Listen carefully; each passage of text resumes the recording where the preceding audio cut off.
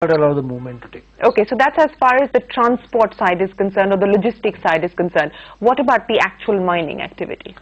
Mining activity, extraction can be also regulated through direct monitoring. The technologies are available. You have to deploy them. You have to use the latest technology for it. But for years, state government after state government, they failed to do so. I mean, the indictment has come in from the Shah Commission. The indictment has come in from the, Supreme Court. I agree that, let the moral debate be aside, but the fact of the matter is that these technologies were already in place. Yeah. Up to 2009, are you aware of what is the revenue state was getting for the mining? It was ₹9 per ton, between 7 rupees to 13 rupees. Average was 9 in Goa. It is only in 2009 September, there onwards, then the royalties going to the state has been increased to 10%. Right. Thereby now today per ton we get something like 150 rupees to 250. Sometimes even 400 if the ore is rich. So first of all, expecting state to invest into areas where the income itself was a small quantum was wrong. Okay. Secondly, even today, when I get 1 rupee, central gets 7 rupees out of mining, whereas they don't face the ecological.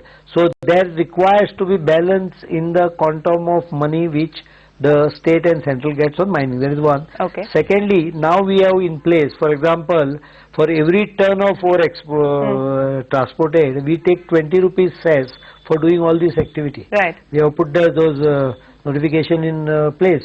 So the one who extracts, one who transports has to take into consideration the cess and the expenses they will have to bear towards this modernization. Can't help it. Today we can afford, they can also afford. Maybe 10 years back down the line it was not affordable, not even 10 years. 6 years down the line it was not affordable for state government to invest money into that. So do you believe today, if the court were to lift restrictions, were to lift the ban as far as mining is concerned, your government is ready to start the process of mining but in a regulated fashion? Are you aware of our affidavit? I have made it very clear to the Supreme Court in my affidavit that to govern is my responsibility. If I do something, send me to the jail.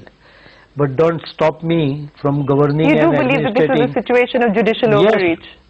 No, they didn't take into consideration. It was actually the applicant lied to the court. They should have been taken for task for it. It was during the earlier government what was happening.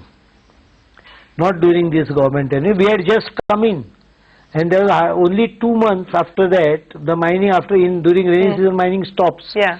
So only 1.5 months, March and April, the mining went on during my tenure. Sure. I was taking the advantage of the rainy season to put things in order. Yeah. When I had already started actions, when this ban came. So you do believe that this was a situation where there was judicial overreach? No, because you had already imposed the ban. I am not saying it is judicial overreach. The only complaint I have that this decision of banning should have been tackled by the court within 6 months maximum. Did anyone realize the impact, financial impact it had on the state? How much has the state lost? 25% of the revenue. Yeah. 1 lakh people render business without business. I could manage, otherwise it would have been difficult for me to even pay the salaries of the employees. Are we really serious about all these consequences of what we do? I don't mind. Courts have its right. Ban, perfect. Then if you are wanting to ban, then hear it day to day and solve it. Basically the problem is, finally because these issues we brought, court allowed us to do the e-auctioning because some money will come to the state. How do I replace this 25% revenue? Yeah. You are taking away my 25% of the revenue, so your ban has that impact. In that case, you quickly decide. It is 16 months now. Yeah. This year has not come. At least last time the court was flexible enough for allowing the export of this ore. This export could have been allowed us during last year. You're speaking about, I'll get to the exchequer and the impact as far as this ban is concerned, and your vision to take Goa to a 15% GDP number.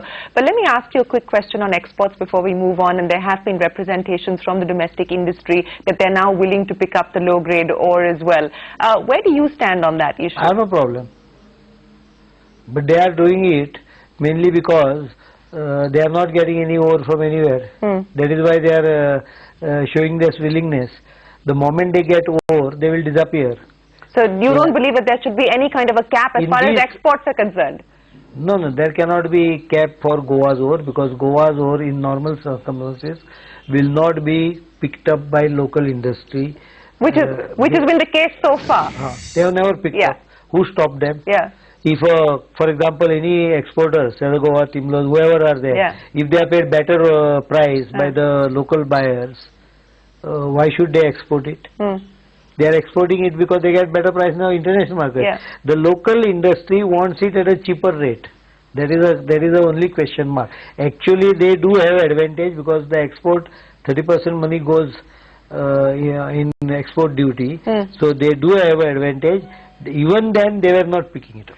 So do you believe that there should be any kind of restrictions as far as exports are concerned? Because now that seems to be the demand or the direction that the local industry is taking. I will not expect in normal circumstances export of a rich ore, because value addition at national level is a very important aspect. But there are dumps which the local industry cannot consume. I think we should, or there are ores which are low grade ores which are better exportable. This is the right time, because the international community is starved of it. See, we have already given one chance to the international community to explore and find out more ore resources in their countries, because Goa and India's 110 million ton export, around that much is the export, that quantum has disappeared from the market.